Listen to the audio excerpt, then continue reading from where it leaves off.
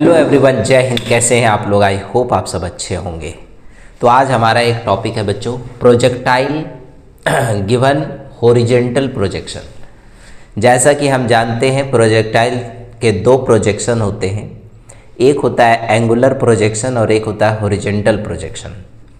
Angular projection में आप ऐसा प्रोजेक्शन होता है, बॉल को हम लोग यहाँ से ऐसे थ्रो करते हैं, और हॉरिजेंटल प्रोजेक्शन में बॉल को हम लोग सीधा थ्रो करते हैं और बॉल ऐसे गिरती है। ओके, तो दो प्रोजेक्शन आप समझ गए कि ये वाला है एंगुलर प्रोजेक्शन और ये वाला जो प्रोजेक्शन, ये जो नीचे फॉल कर रहा है, ये वाला है हमारा हॉरिजेंटल प्रोजेक्शन। हम बात करने वाले हैं हॉरिजेंटल प्रोजेक्शन की। हॉरिजेंटल प्रोजेक्शन में क्या क्या आपसे कैलकुलेट करने के लिए कहा जाएगा, वो सारी चीज़ें। सबसे पहले हॉरिजेंटल प्रोजेक्शन के लिए सबसे पहले बच्चों आप एक टॉप कंसीडर कर लो। यहाँ पर मान लो यहाँ से कोई बच्चा एक बॉल को u वेलोसिटी से ऐसे हॉरिजेंटली थ्रो कर रहा है। सोचो आप कोई बॉल को अगर आप ऐसे थ्रो करोगे तो क्या होगा। ये बॉल कुछ दूर सीधा जाएगा, उसके बाद ये बॉल कुछ ऐसे गिरेगा, है ना। अब बच्चों अब आपसे क्या क्या यहाँ पर पूछा जा सकता है। मान लीजिए ये एक पॉइंट हम कंसीडर कर लेते हैं। अब आपसे मैं ये पूछ सकता हूँ कि एक्स एक्सिस में ये वाला डिस्टेंस बताओ कितना दूर गया, वाई एक्सिस में बताओ ये वाला डिस्टेंस कितना दूर नीचे आया, है ना। ऐसे पूछ सकता हूँ मैं, कितना नीचे आया, कितना आगे गया, ये सारी चीज़ें। दूसरी चीज़ बच्चों, सबसे पहले x पूछ रहा हूँ मैं आपसे कि x क्या होगा। तो x निकालने के लिए सबसे पहले मोशन देखना है। मोशन किधर हो रहा है? मोशन जो हो रहा है बच्चों, ये हो रहा है अलोंग x एक्सिस की तरफ। ऑब्जेक्ट यहाँ है था, यहाँ से हमने थ्रो किया। सो मोशन अलोंग x एक्सिस। और जब भी x एक्सिस हॉरिजेंटली, कभी भी जब हॉरिजेंटल मोशन होता है बच्चों, तो एक्सेलरेशन हम लोग क्या कंसीडर करते हैं? Zero. Acceleration due to gravity क्या होगी? जीरो। अब यहाँ से फॉर्मूला लगाएंगे s equal to u t plus half a t square. ध्यान रखना ये कब जीरो होगा? जब मोशन हमेशा x एक्सिस की तरफ होगा, हॉरिजेंटल होगा। कितना डिस्टेंस कवर किया है? x। इनिशियल स्पीड क्या है बच्चों? u। कितना टाइम लगाया? मान लिया t। हाफ इंटू एक्सेलरेशन क्या होने वाला है? यहाँ पर भी ये x लगा देंगे तो zero into T square. x आ गया बेटा यू टी, यहाँ से आप t कंसीडर कर सकते हो, ये वैल्यू आ गया x अपॉन में u। ध्यान रखना, यानी कि t टाइम में ये बॉडी यहाँ से यहाँ तक आ गया ऐसे। x एक्सिस में कितना दूर गया? यहाँ पर गया। कितना टाइम लगाया? t। उतना ही टाइम में ये बॉल ऊपर से नीचे आ चुका है इस लोकेशन पर। तो अब हम दूसरा देखते हैं, मोशन अलोंग y एक्सिस। बच्चों y एक्सिस में किधर हो रहा है? डाउनवर्ड। ये बात ध्यान रखना, y एक्सिस में डाउनवर्ड हो रहा है।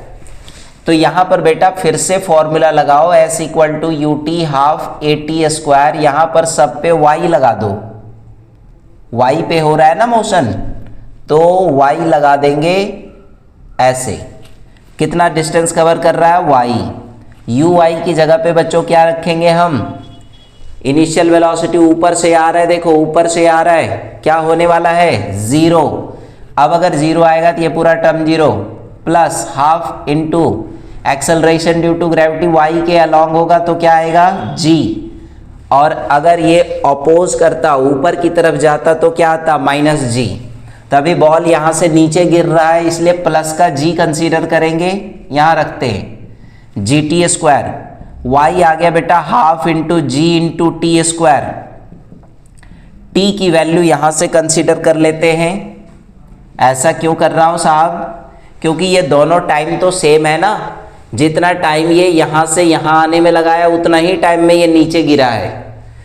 तो y is equal to half into g, और इसकी वैल्यू हम यहाँ पर रख देते हैं बच्चों x square upon u square. Okay, अब बॉल को हमने ऐसे थ्रो किया, इनिशियल वेलोसिटी हॉरिजेंटली प्रोजेक्शन में इनिशियल, ये देखो ये वाली वेलोसिटी हमेशा क्या रहेगी, कांस्टेंट। हॉरिजेंटल स्पीड हमेशा क्या होने वाला है, कांस्टेंट। यहाँ पर वेलोसिटी क्या होगा, u, यहाँ पर वेलोसिटी u, हर एक जगह पर कांस्टेंट रहने वाला है। तो y is equal to half into g upon u square into x square, इसको हम कंसीडर कर लेते k। तो y आ गया बेटा के एक्स स्क्वायर, यानी y is directly proportionate to x square. ये इक्वेशन कैसी है, क्वाड्रेटिक है। तो इस ट्रैजेक्टरी को क्या बोलेंगे, पाथ कैसा है, पैराबोलिक पाथ। पैराबोलिक पाथ यानी पाथ ऑफ प्रोजेक्टाइल कैसा होता है, पैराबोला होता है। अगर आपसे प्रूव करने के लिए आ जाएगा सब्जेक्टिव में कि प्रूव करो पाथ ऑफ प्रोजेक्टाइल पैराबोलिक है हॉरिजेंटल प्रोजेक्शन में, तो आप ये प्रूव करोगे। इसके लिए मोशन अलोंग एक्स एक्सिस चाहिए, मोशन अलोंग वाई एक्सिस चाहिए। दोनों में टाइम को एक दूसरे के साथ पुट करेंगे और हमारा वैल्यू निकल कर आएगा y is directly proportionate to x square. और y directly proportionate to x square जो होगा ये बताएगा क्या पाथ कैसा है, पैराबोलिक है। पाथ कैसा है बच्चों, पैराबोलिक। ओके, अब आते हैं नेक्स्ट चीज पर। तो बच्चों अब अगली चीज क्या पूछ सकता है आपसे, अगली चीज आपसे ये पूछ सकता है कि भाई बॉल जो है वो यहां से जो गिर के यहां पर आ रहा है तो टोटल कितना टाइम लगेगा, यहां से यहां तक आने में टाइम क्या लगेगा। अगर ये बॉल h हाइट से गिर रही है तो टाइम निकालना बच्चों, टाइम ऑफ फ्लाइट बोलते हैं इसको। क्या बोलते हैं, time of flight. Time of flight के लिए आप यूज करोगे ut plus half at square, यहां से टाइम निकल जाएगा। देखो बॉल ऊपर से गिर रहा है बेटा, तो इनिशियल वेलोसिटी क्या होने वाला है बोलो, 0। s कितना हो जाएगा, h डिस्टेंस नीचे आया, इनिशियल वेलोसिटी 0 हो गया, half into acceleration due to gravity g हो गया, और इसको मैं कैपिटल T मान लेता हूं। अब यहां देखो 2h बराबर आ गया gt स्क्वायर, तो t स्क्वायर बराबर आ गया 2h अपॉन में g, तो t आ गया बेटा 2h अपॉन g का अंडर रूट। क्या बात समझ आ रहा है, मतलब बॉल यहां से यहां पर पहुंचने में कितना टाइम लगाएगा, 2h अपॉन g लगाएगा। अगर आप हाइट बड़ा कर दो, ज़्यादा ऊंचाई से गिराओगे तो ज़्यादा टाइम लगेगा, कम ऊंचाई से गिराओगे तो कम टाइम लगेगा। मतलब हाइट जैसे जैसे बढ़ता जाएगा वैसे वैसे टाइम ऑफ फ्लाइट इंक्रीज होगा, और हाइट जैसे जैसे आप कम करोगे उसका टाइम पीरियड भी कम होगा, उसका टाइम ऑफ फ्लाइट भी कम होगा। इसको एक बार नोट करिए अच्छे से जी, नोट हो गया। ओके, अब बेटा अब अगली चीज़, पहला आपने समझ गया है, दूसरा समझ गए आप। थर्ड चीज क्या पूछेगा आपसे, हॉरिजेंटल रेंज, कि बॉल कितना दूर जाके गिरा है, ये वाला रेंज बताओ, बॉल कितना दूर जाके गिरा। तो यार हॉरिजेंटल रेंज है, हॉरिजेंटल डिस्टेंस है, तो बेटा एक फॉर्मूला आप जानते हो, डिस्टेंस बराबर स्पीड इनटू टाइम। किसका डिस्टेंस निकालना है भैया, हॉरिजेंटल का, तो हॉरिजेंटल डिस्टेंस लगा दो। हॉरिजेंटल डिस्टेंस का सिंबल क्या है, r। हॉरिजेंटल स्पीड क्या है बेटा जी, u। और यहाँ से यहाँ तक जाने में ये पूरा टाइम ऑफ फ्लाइट क्या लगाया, t। मतलब r इक्वल टू u, और t की वैल्यू यहाँ से पुट कर दो 2h अपॉन में g।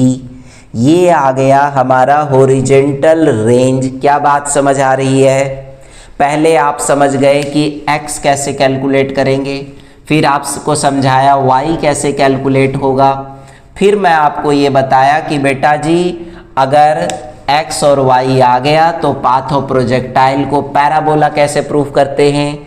तीसरी चीज़ आपको मैं बताया कि टाइम ऑफ फ्लाइट कैसे कैलकुलेट करते हैं, बॉल यहाँ से यहाँ तक आने में कितना टाइम लगाया, तो ये टाइम लगेगा। उसके बाद बच्चों हमने पढ़ा कि यहाँ से यहाँ तक कितना दूर बॉल जाके गिरेगा, उसके लिए हॉरिजेंटल रेंज की कैलकुलेशन कर लिया। यहाँ तक आपको बहुत अच्छे से समझ आ गया होगा। एक बार आप इसे भी अच्छे से नोट बना लें, कॉपी में ज़रूर लिखिए, इसका नोट्स बनाइए। अब आता है बच्चों नेक्स्ट फोर्थ में आपको कैलकुलेट करने के लिए कहा जाएगा बच्चों velocity of projectile at any instant. किसी भी टाइम पर इसकी वेलोसिटी बताओ क्या है। जैसे मान लीजिए कि बॉल यहाँ से आपने थ्रो किया है u वेलोसिटी से, बॉल ऐसे गया, यहाँ गिरा, इस जगह पर बताओ। तो बेटा जी आपको क्या करना है, इसके दो कंपोनेंट बना लेना है हमेशा के लिए। v इधर क्या आएगा vx और इधर क्या आने वाला है vy। ओके, vx क्या होगा बेटा, लेट vx हमेशा याद रखो ये कांस्टेंट रहेगा, किसके बराबर रहेगा, u के बराबर रहेगा। पूछो क्यों रहेगा भाई, क्योंकि हॉरिजॉन्टल प्रोजेक्शन है, हॉरिजॉन्टल प्रोजेक्शन में एक्सेलरेशन 0 होता है। क्या ये बात समझ आ रही है आपको? ओके, तो जिसके कारण इसकी जो वेलोसिटी होगी वो हॉरिजॉन्टल वेलोसिटी होगी जो आपने थ्रो किया। ये वेलोसिटी हमेशा कांस्टेंट मिलेगी, कितना, u। ओके, तो सर आपको यहाँ पर एक क्वेश्चन और आ सकता है दिमाग में कि सर फिर यहाँ से अगर हमने बॉल को थ्रो किया, यहाँ पर मान लेते 10 मीटर पर सेकंड की वेलोसिटी से, ये बॉल यहाँ पर जाके गिरा, तो बताओ यहाँ पर ये वेलोसिटी कितनी होने वाली है। तो बेटा जी ये 10 मीटर पर सेकंड होगी। ये वाला वेलोसिटी आपको फाइंड करने के लिए कहा जाएगा v, और ये वाली वेलोसिटी आपको फाइंड करने के लिए कहा जाएगा vy।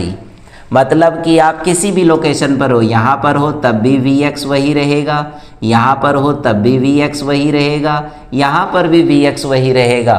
हॉरिजॉन्टल प्रोजेक्शन में सबसे इम्पॉर्टेंट चीज़ जो बच्चों को याद रखना है वो यही है कि vx हमेशा कांस्टेंट रहने वाला है। vy क्या होगा बच्चों, vy नीचे डाउनवर्ड मूव कर रहा है, तो vy बराबर आ जाएगा uy plus ay into t. Okay, v is equal to u plus a t. क्या बात समझ आ रहा है? क्या ये बातें पूरी क्लियर हो गई, या रिप्रेजेंट करके बता दूं? वो भी देख लो बेटा, बाद में हो सकता है प्रॉब्लम ना आ जाए। मैं ये कह रहा हूँ बेटा कि किसी भी लोकेशन पर ये कांस्टेंट होगा हॉरिजॉन्टल। क्यों होगा? क्योंकि देखो अगर तुम ये वाला लगाते हो ux प्लस ए एक्स इंटू टी, तो अभी मैं क्या बताया आपको कि जब भी हॉरिजॉन्टल प्रोजेक्शन होगा तो उसमें एक्सेलरेशन ड्यू टू ग्रेविटी 0 होगी। अब अगर ये 0 है तो पूरा टर्म 0 हो गया ना, तो फिर आपके पास vx किसके बराबर आ गया, x एक्सिस में कौन सी वेलोसिटी है आपके पास, u है, तो vx आ गया u के बराबर। तो चेंज होने वाली क्वांटिटी बेटा सिर्फ vy है। अब vy क्या चेंज होगा वो बताते हैं, देखो। तो vy is equal to uy plus ay into t. अब बेटा जी जब ऊपर से ड्रॉप होगा तो इनिशियल वेलोसिटी 0 हो जाएगी, तो इसको 0 कर दीजिए। डाउनवर्ड आ रहा है तो ay की वैल्यू प्लस की g लेते हैं हम लोग, तो g इंटू टी, तो vy आ गया बेटा gt। क्या ये बात समझ आ रही, हाँ ना बोलो। ये वाला जो डायरेक्शन निकालने के लिए बेटा ये एंगल को मैं मान लिया बीटा, तो vy आपके पास gt आया और vx आपके पास u आया। अब आप यहाँ से इसका नेट वेलोसिटी कैलकुलेट कर पाएंगे।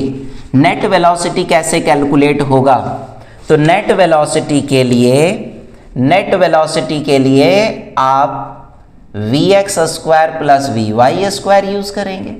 क्यों करेंगे भाई, दोनों के बीच में 90 डिग्री है, और जब दो वेक्टर 90 डिग्री पर हो तो उसका रिजल्टेंट ऐसे निकालते हैं।